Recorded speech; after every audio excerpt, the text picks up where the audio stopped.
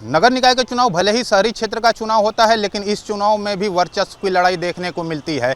जनता के बीच लोकप्रिय पार्षद को चुनाव न लड़ने को लेकर कई हत्याएं वाराणसी में देखने को मिली है। 1 नवंबर 2015 को राजनाथ सिंह आए थे, रक्षा मंत्री जी, और वो भैरवनाथ मंदिर का दर्शन करना था और शिव सेठ को वो बुलाए थे। बाकी और कोई पार्टी का आदमी वहाँ नहीं पहुँचा था, इन्हीं को वो बुलाए थे।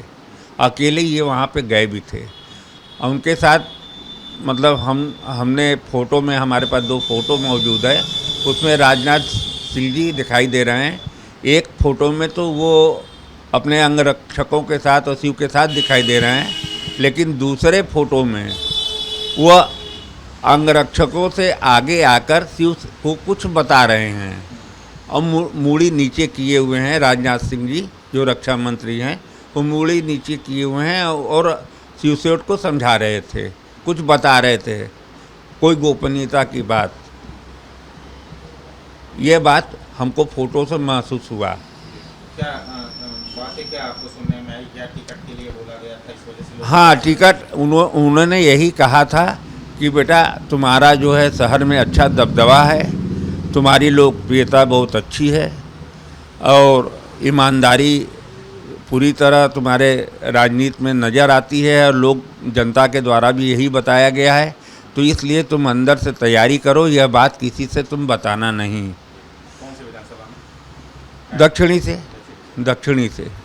किस तरह के लोकप्रिय थे पार्षद होने के बाद भी? किस तरह से ये जनता, गरीब और दुखी जनता के साथ ये हमेशा खड़ा रहते थे और गरीब और जो दुखी जनता थी, ईमानदारी से उनका वो सम्मानपूर्वक मदद करते थे और इसके लिए वो किसी से डरते नहीं थे। निर्भीक होकर वो इस काम को अंजाम देते थे।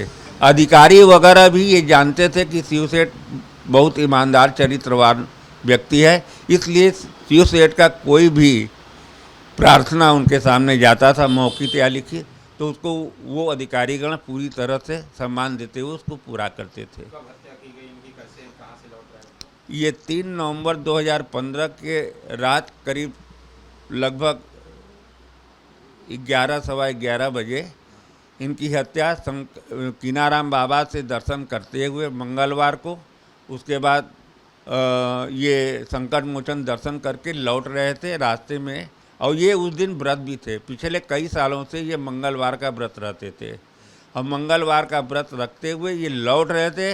इनकी सेटिंग की गई, 3 अपराधी जो थे इनकी मुखबिरी किए और 4 अपराधी मिलकर इनके ऊपर गोलियों से ताबड़तोड़ तुलसीपुर शौचालय के पास इनकी हत्या कर दी गई।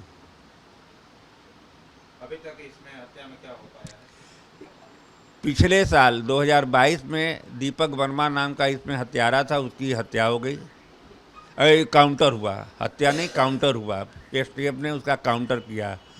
और जो संतोष शुक्ला अपराधी है वो इस समय मेरठ जेल में है, इसी केस में बंद है। और 3 जो मुखबिर हैं उनकी हाई कोर्ट से जमानत हुई है, वो बेल पे हैं।